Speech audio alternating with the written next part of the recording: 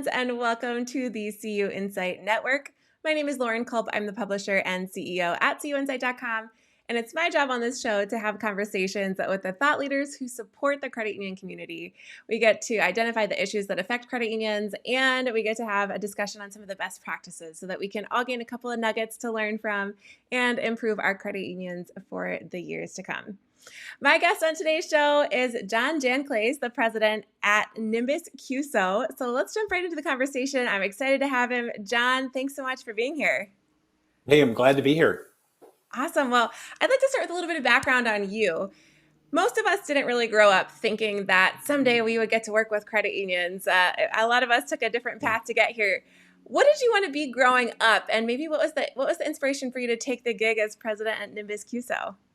Well, that's a stretch of time between those two. But as a kid growing up, I loved the USC Trojans. And at the time, the quarterback was Pat Hayden. I thought, oh my God, if I could be Pat Hayden and play for the Trojans, wouldn't that be great? But hey, that didn't work out. I was just a really good high school player. That was it.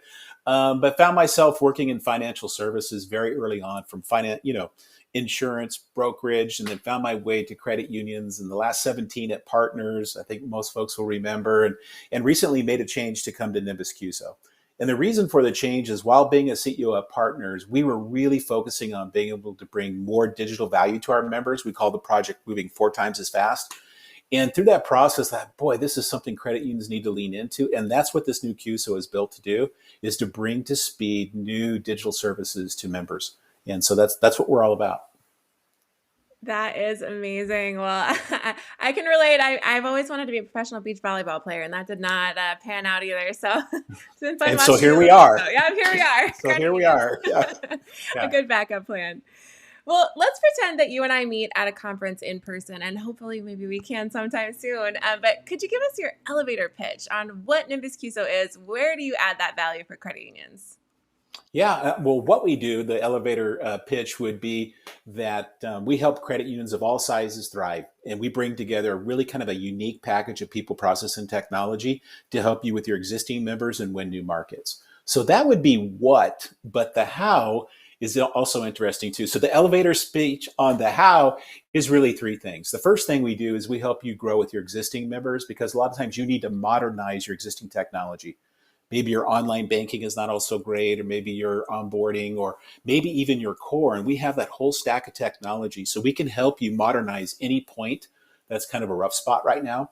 The second thing we do, and this is what we're probably known for, is we actually launch new credit unions in as little as 90 days or 180 days. And the way we do that is we start with data. We find a niche would be particularly profitable for you, and we launch the new credit union, the people, process, and technology, and get you out there. So we help you win new markets by launching a new niche. The third way that we help you grow is by embedded finance, right? So maybe you want to be thinking about, I'd like to be offering financing maybe at Lowe's or someplace like that. So we have a way of getting your financing products to that place there. So embedded finance. So those are the 3 ways that we help you grow. That's incredible. Well, and it's so great to hear about. I think there are so many different needs that credit unions have, that all of the different things you offer really fill those gaps. Even as much as, the consolidation we're seeing in the industry, it's great to hear about the new credit unions coming out. So I'm curious, it's a tough time for credit unions right now. You mentioned technology, and I think as credit unions, it's been so critical for us to realize that good member service in 2021 looks a lot different than it looked 20, 30 years ago. Good member service now often means a good digital experience. People might never even see someone face to face. So it's a tough time for credit unions. It's really critical for us to be sure that we're pivoting to remain relevant for those coming years. So I'd like to start with maybe what do you think is the threat of intensified competition from some of these digital challengers or big money centers, global brands? Who are these competitors that credit unions need to be worried about, and what threat do they pose? Yeah, I think we're all experiencing something I call compression. And I've just had a great opportunity in the last 6 months to meet with a lot of my peers. I mean, over 30 executive teams. And I think we're all saying this compression comes from the big money centers who are out there spending an inordinate amount of money in order to modernize their technology and do best of breed. I mean, so what do I mean by that? So Chase, $11 billion they've invested in their mobile technology, and they are rapidly gaining market share. On the bottom side of the market causing that compression are players like Chime, in the deposit space, and or a Robinhood in the wealth management space. So think about this. I call them, they're like snipers, right? They're taking a shot at a piece of our business, either deposits or like wealth management, and they're going out with a very tight value proposition, and they're winning market share very quickly. So those are some pressures that are there. And don't forget the big brands, like a Starbucks, consumer brands, right? They're out there, and with their embedded finance, some of our deposits are now sitting on a prepaid card. So there's a lot of folks coming at our business, and it's time for us to kind of step back, take stock, and kind of think about how we're going to respond. Yeah, I'm guilty of having some money sitting on my Starbucks card. They've got my deposits for sure. Yeah. So I'm curious, how do you think credit unions can really react or proactively position themselves to thrive in the coming years? Are there growth strategies you see credit unions using where they can really outpace and outperform their peers, or maybe some of these digital challengers that we're talking about too? Yeah, I think a playbook is beginning to emerge. Some of this we learned from COVID, that we can move at speed, but I think it really starts with data. So if I would say the playbook, start with data. So dig into what are your unique opportunities. We have a group here at Nymbus called Nymbus Labs. And so you need something like that to find what I call a more granular views of where the growth potential is going to be, so that you can respond to that. The second one is, when you see that, get going, right? Don't wait for perfect to build the perfect kind of mousetrap. Learn from a chime saying, we're just going to go after a couple products. We're going to go out quickly, because something happens when you go quickly, Lauren, is you get to learn and you get to adjust again and tune in your value proposition. I think the other one is that you need to do all of this at speed. And the only way I think credit unions are going to get there is through partnerships. And so we need to redefine what partnership is in order to be able to move at speed using data, using kind of this minimal viable idea of get out there, get that niche, get that market share, learn, do kind of process. That's a different kind of partnership than maybe we have with our existing vendors. And I think coming through COVID, you can go back and inventory those that moved at speed with you, those that did the learning with you, and those who didn't. That's probably a good place to go back and visit. And where you have holes in your game, start to think about new partnerships in that context. That's incredible, and I think when we think about some of the even the minimum viable, time to market, or product to market, whatever we're thinking about as credit unions, a lot of times we maybe over iterate on something before we launch it. So really, Yeah. really great advice.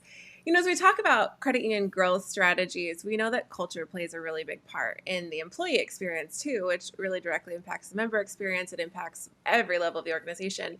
Especially with your credit union background, I'm curious, what tips do you have for a credit union to help create a culture that could really embrace these growth strategies? This may sound kind of funny, but I think just start with the idea that give yourself a break.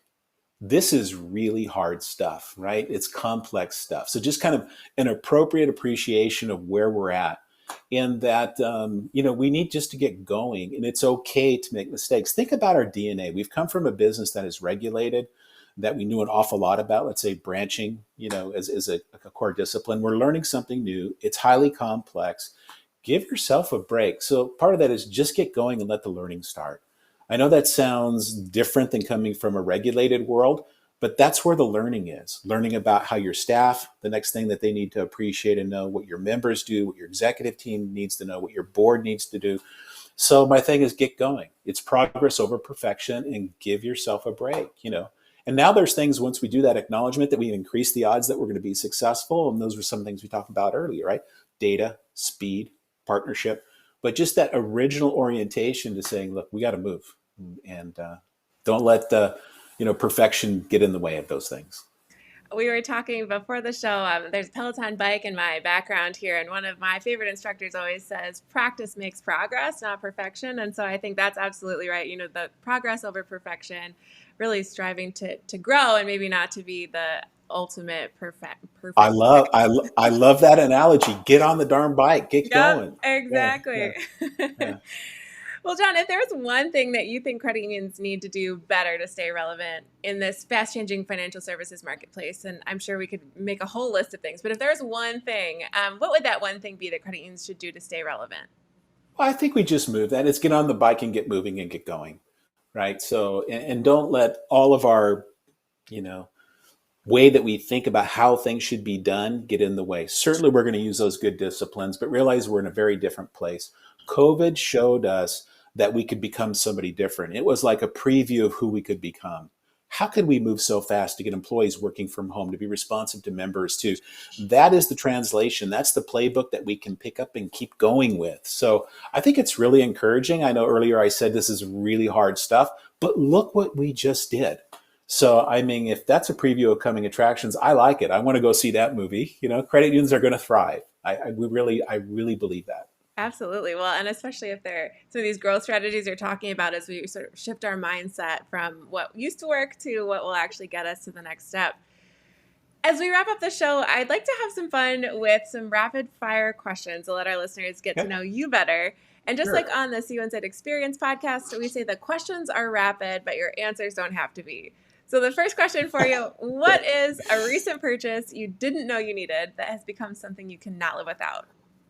Oh, let me see. Okay, so I retired my horse, so I'm not doing equestrian sports anymore. So I picked Okay. up golf again, and my 4 iron, Lauren, has always been horrible, and like Okay. only 60% of the time can I hit straight. So I spent money on a really good hybrid driver, and it's like hitting a 7 iron, which is pretty easy for me to hit, but it goes 200 yards. It's like this is magic, That's you know. amazing. Yeah, so that was a good purchase. Yeah. Okay, perfect. I love it. All right, when you hear the word success, who is the first person that comes to mind and why? Oh, probably Simone Biles.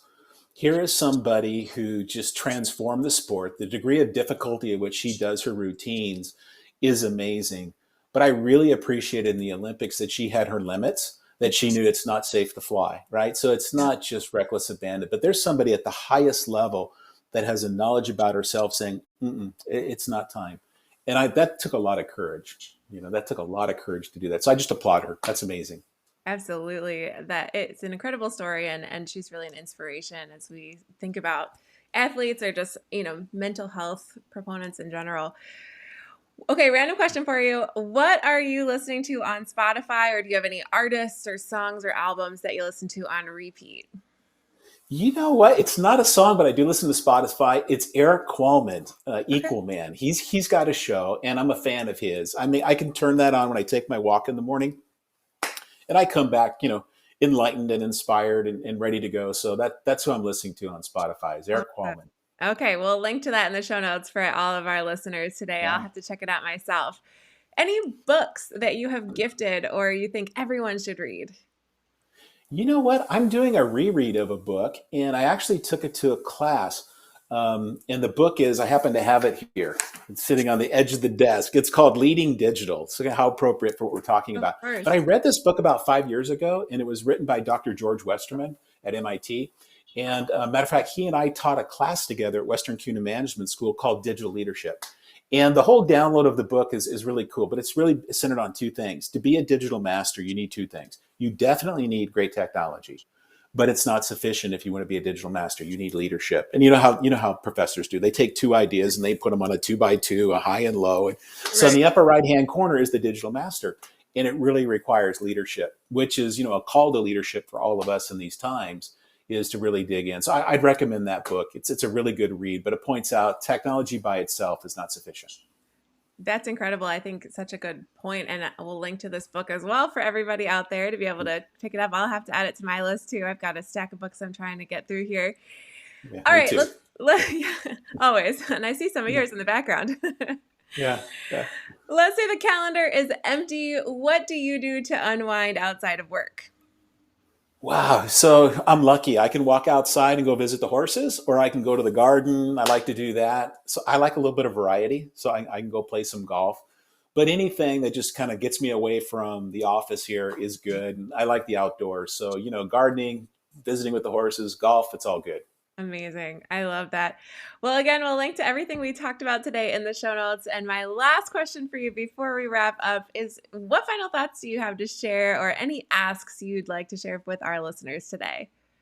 Gosh, there's been no better time to be in the credit union business. I think the things that we have to work with, the technology that's available now, if we apply the leadership to it and we get going, progress over perfection, we can do this. This is a really great moment for the credit union movement. So get going. We can do this kind of a thing. Yeah.